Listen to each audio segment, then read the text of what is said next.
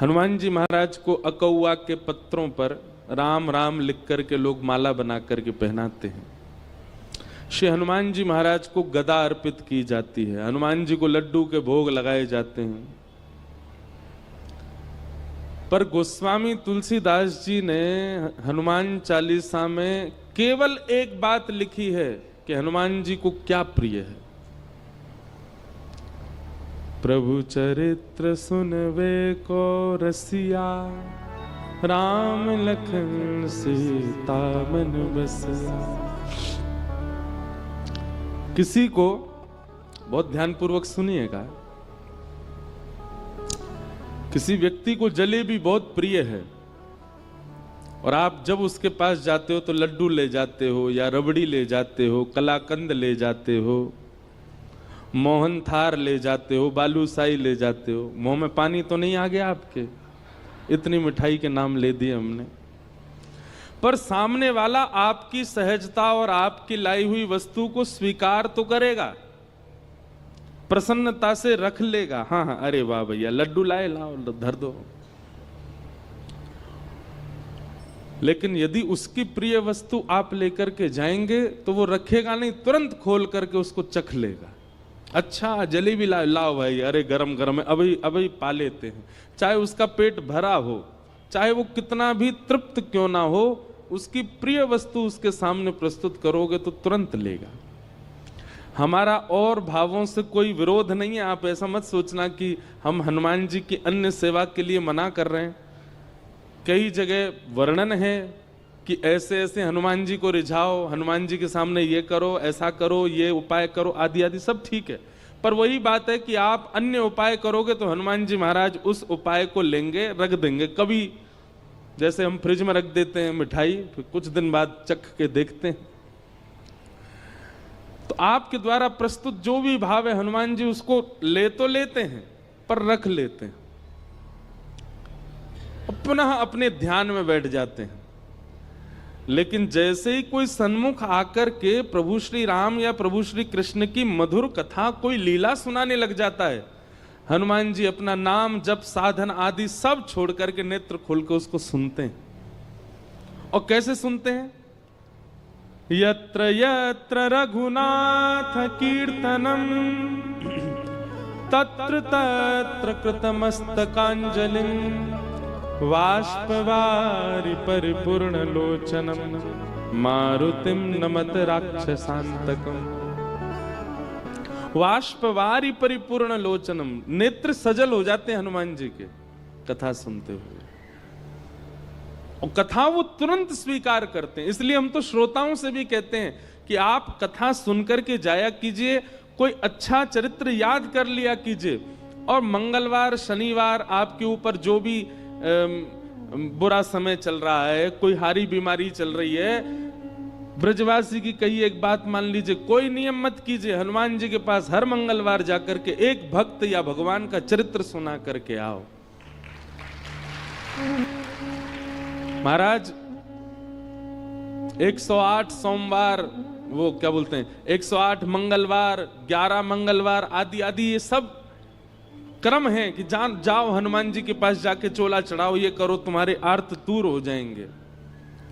हम कह रहे हैं 108 मंगलवार में जो फल मिलेगा ना, वो एक मंगलवार में कथा सुना दो हनुमान जी को, उसी से ही प्रसन्न हो जाएंगे। इतने रसिक हैं हनुमान जी कथा के।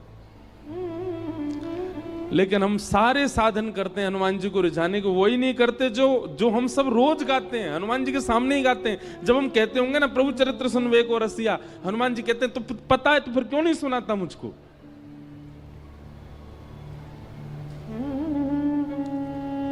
इसलिए भैया हमारी कही एक क्रिया, हमने बहुतों को बताया है कि हनुमान जी को प्रसन्न करना है तो कथा सुनाओ। हमारी तो कथा के मुख्य श्रोता ही हनुमान जी हैं। आपको दिख जाए तो बहुत बड़ी बात है। ये देखो, ये हमारी पहली कथा से सारी कथा सुन रहे हैं। और गदा वाले हनुमान जी नहीं है, कीर्तनिया हनुमान है। हनुमान जी गदा वाले हैं ही नहीं है।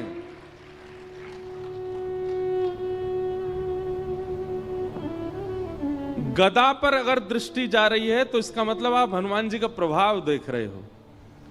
पर हनुमान जी का अगर स्वभाव खोजो, हनुमान जी के हृदय में झांक करके देखो, तो हनुमान जी गदा तो उठाते ही नहीं है, बहुत कम। वह उठाई थी राम रावण युद्ध में, उसके बाद हनुमान जी गदा साइड में रखी रहती है। हनुमान जी के हाथ में तो करताल रहते हैं, कीर्तन करते हैं। हनुमान जी के हाथ में तो वीणा रहती है, हनुमान जी वीणा बजाते हैं। चारुलता सखी के स्वरूप में निकुंज में जब राम जी जाते हैं तो रात भर वीणा सुना करके राम जी को सुलाने की सेवा है हनुमान जी की, वीणा बजाते हैं।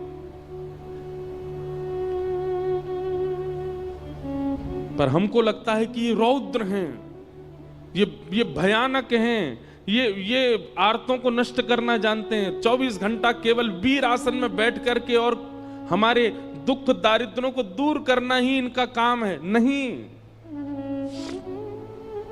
हनुमान जी नहीं दुख दारिद्र दूर करते, अपने गणों को भेज देते हैं, जाओ इसका कंटक काट के आओ। हनुमान जी तो 24 घंटा कथा में रहते, वो तो कथा से। जब हम 21 पेशी 11 पेशी 108 पेशियां करते हैं हनुमान जी की, तो हनुमान जी क्या कहते हैं? ए भाई गणों, इसके पीछे जाओ, बहुत पीछे पड़ रहा है मेरे, जाओ इसके आगे सब कंटक काट के आओ। हनुमान जी थोड़ी आते हैं। हनुमान जी किसकी रक्षा के लिए आते हैं? जो कथा सुना था उसकी रक्षा करने हनुमान जी आते हैं। अरे भैया, ये हमारे व्यास जी हैं, ये हमको कथा सुनाते हैं, इनके भाव सुन के हमको प्रसन्नता होती है, इनकी रक्षा तो हम करेंगे। इसलिए हमारी प्रार्थना है, पंचमुखी हनुमान मंदिर के प्रांगण में कथा हो रही है, आप श्रोताओं को एक ही काम करना है। 7 दिन के इस कथा प्रसंग में कुछ भाव, कुछ लीला, कुछ प्रसंग जो आपको भा जाए उसको याद कीजिए, उसको स्मरण कर लीजिए।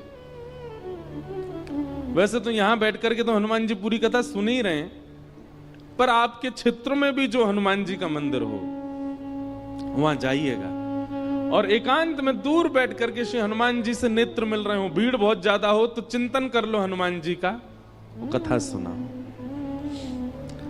हजारों लाखों की भीड़ मंदिर में होगी, लेकिन हनुमान जी आपके सामने ही बैठे होंगे, क्योंकि आप कथा सुना रहे हैं। हनुमान जी को कथा जरूर सुनाया करो। गोस्वामी तुलसीदास जी को राम जी मिले ही हनुमान जी की वजह से, और हनुमान जी मिले कथा की वजह से। सबको कथा पता ही है। गोस्वामी तुलसीदास जी एक वृक्ष में रोज जल डालते थे अपने नित्य क्रम में, तो उस जल पर कोई ब्रह्म प्रेत रहता था।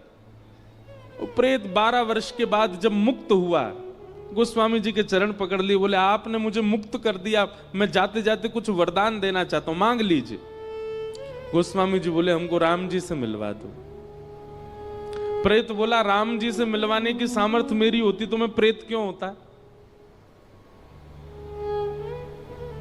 गोस्वामी जी बोले कुछ तो करो, क्योंकि तुम मानव नहीं हो, प्रेत हो, तुम्हें कुछ तो पता होगा ठाकुर जी के बारे में।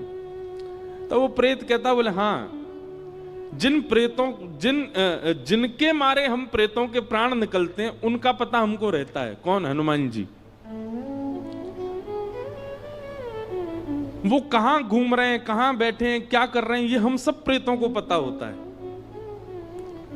वो आपको राम जी से मिलवा सकते हैं। तो फिर गोस्वामी जी बोले वो कहां हैं आजकल? बोले अरे वो रोज आपकी कथा सुनने आते हैं। 80 घाट पर जब आप कथा करते हैं तो जितने श्रोता आते हैं उनमें हनुमान जी भी आते हैं। रुग्ण सी अवस्था होगी, वृद्ध सा भेष है, उनके पास कोई बैठता भी नहीं है, उनको देख के ऐसा लगता है ना जाने कितने दिनों से नहाया नहीं व्यक्ति, वो बड़ा दीनहीन सा पीछे बैठ के कथा सुनता है आपकी। बोले हाँ, बोले वही हनुमान जी हैं, पकड़ लो चरण। और गोस्वामी जी ने कथा के बाद चरण पकड़ लिए।